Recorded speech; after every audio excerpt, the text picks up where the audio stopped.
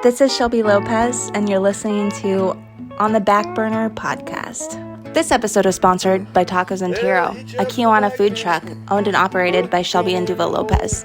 Food and Fortune, Tacos and Tiro offer authentic tacos, tortas, quesadillas, homemade salsa, and tarot card readings by request.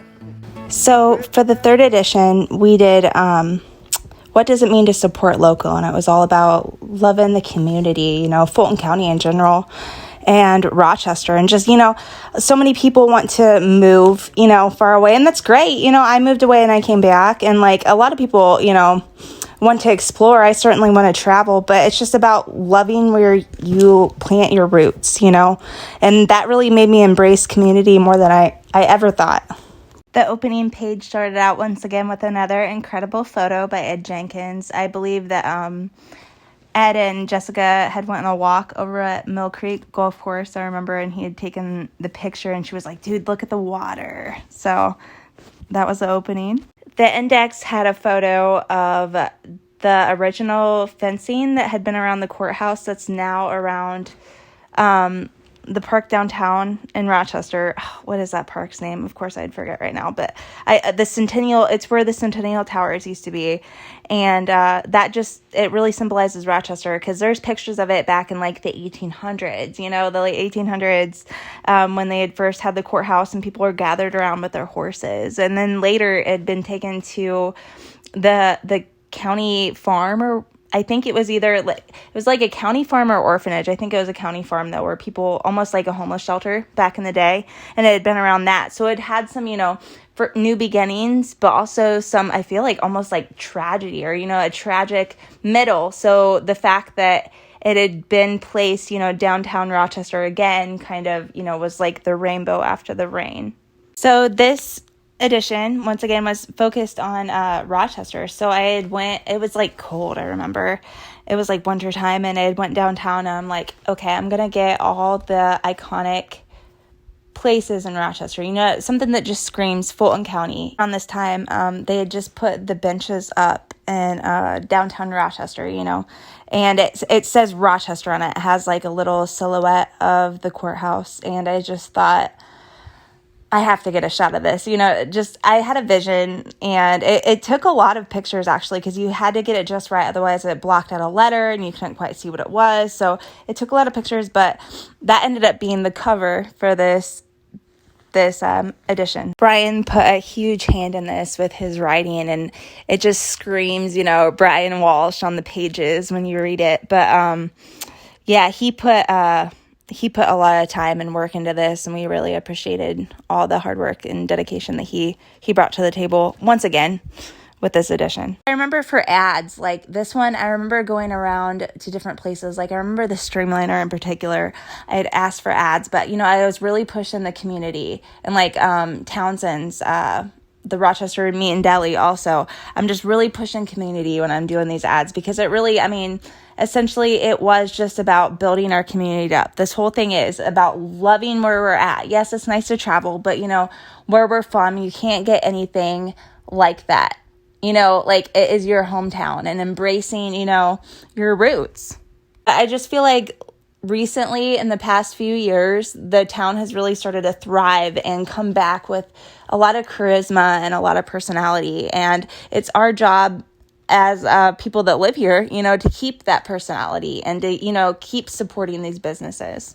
Jessica's roots go all the way back to, the 1800s, the pioneer time, her great whatever grandpa was the first doctor, and Schaefer Medical Clinic is named after that. So she had a lot of passion and drive behind this because of that. I could feel it. She didn't have to say it. I could feel it. But I loved the community as well, even though my family had been from Kokomo, and Indianapolis and from Crawfordsville, it still is the place where I grew up. In the magazine, we covered transforming the Times, and the Times Theater, and how they're trying to, the board is trying to keep it all together, and the history of the theater. I remember going to the movies there, back when I was a kid, and, come to find out, it opened in the 20s, and they're still having it go. And maybe it won't be the movie theater they remembered, but it's still going to be a place where people gather and, just come together to see art, basically. That's what a movie theater is, right? So that's what we kind of wanted to highlight. I love the keyhole picture Julie Sutton did. It was a whole page on page 15, but that was kind of an iconic retro rustic type. We also, in this edition, we featured several old photos, which included, old pictures at the Times Theater or Charbel. The original 1924 opening, it was Charbel, and they had switched over names. And also even the back was a picture of Richard Nixon, the old president, that going down Main Street in Rochester. So there was a lot of history and, foundation to this. Around this time, the Record Farm had opened up a little shop where now Jessica runs the store, the Native Nook, but she had been working for the Record Farm. The Record Farm, now they've went even farther. They went from 2 locations, one in Logansport and one in Rochester, to Bonus Pines, where it's like an arcade and bar and record store. So, I mean, they've really blossomed as well. Of course, this was all about featuring local, so we couldn't leave out the restaurants. I remember Uncorked we had featured, and I just was like uncorking culture in Rochester because it's a Cuban place, and it's a great little, just the vibe is so artistic and authentic, and it was a lot of fun doing pictures there and also getting that interview of how their little place started from, having big dreams in Florida of owning a restaurant to coming here and actually doing it. Mind you, okay, so this magazine came smack dab right in the middle of the pandemic starting, so there was a lot of chaos, and we had featured Putz Bar and Grill, and I remember going in there, and it was like right around the shutdown time, and Monica was working her butt off. She had just bought the bar, and she's going on 2 years now. This month is her 2-year anniversary, and it's just, she has had a heck of a road, but she did it, and she's still doing it. And she's still running Putz Bar and Grill, but it was just kind of a awesome feature to be able to do, and she's one of my best friends, she was in my wedding, so to feature one of my best friends as, a predominant business owner in Rochester, it made my heart happy.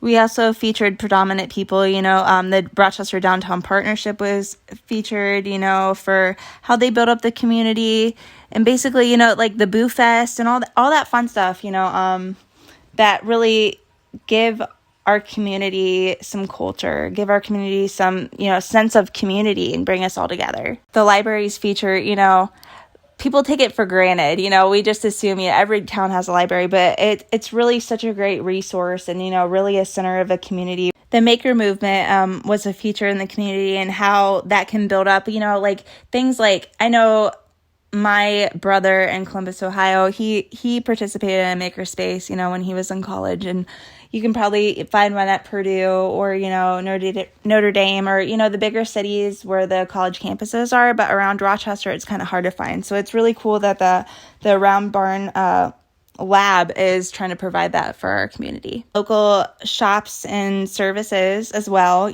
like places like Chameleon's Closet, Jackie at Tidewater Tax Place, that's been there forever. The iconic Rochester businesses. Our huge emphasis on this was, paying it forward and focusing on the local businesses and not the big box stuff, and, building up our community. There's a huge picture that was provided by Dave Fincher, from the 1800s of people just downtown in the same spots right in front of Jackie's and Nikki's Creative Hair Designs. And, just we have to keep this town alive.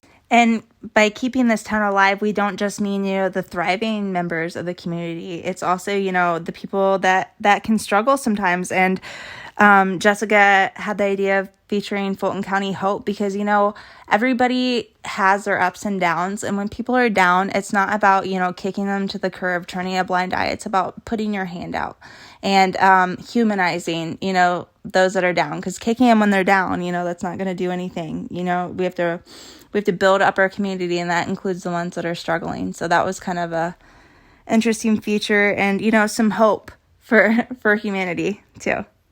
Of course, hope for humanity. We can't, leave out the recycling center. So that was a feature as well.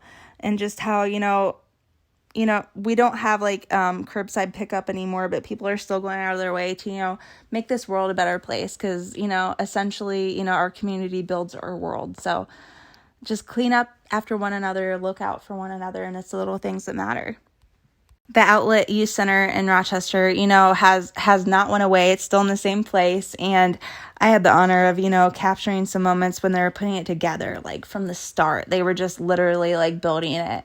And, we kind of told their story of how they wanted to make this place a community, not just for, the adults, for the kids too, that need something to do, for, once again, kids that maybe need a little extra help, or, hey, need help with their homework even, or just a place to hang out. Like I said, for small towns, sometimes kids get bored and that's when they get in trouble. So the Outlet Youth Center kind of provides that guidance for the ones that don't have guidance, or for the ones that just want to socialize.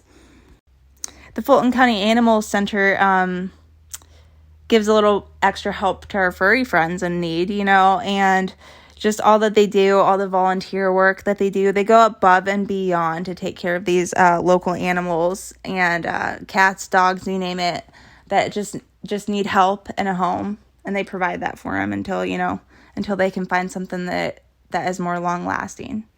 This edition, once again, it just really made me appreciate my community. I know personally, like, that sounds so cheesy, but it did. It made me realize, Rochester is great, and sometimes it's hard to find, the artists and the quirky people in the community, but they're there. And not just them, but it's the quirky and, the random different types of people that make this community a whole. And it's about embracing all their unique traits as a community. Jessica, Brian, Bryn, Andrea, and Justin, they did a great job on this magazine, and I was really honored. The next one was a completely different twist. It's almost like American Horror Story, where all these editions or episodes, whatever you want to call them, all these editions are different, but they all have that creative, unique twist. This phone, and you take it to the elevator, and you pull on the scale with the last load of corn. This phone, pull round to the Dunkin', and you open the gate with the last load of corn. This phone, pull back on the scale and get the ticket from the man with the last load of corn. This phone.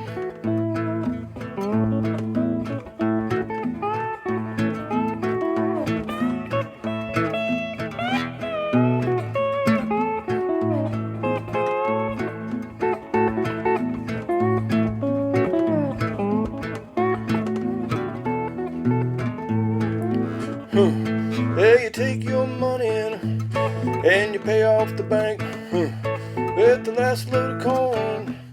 This fall, and you take your tractor in and you put it in the shed with the last load of corn. This fall.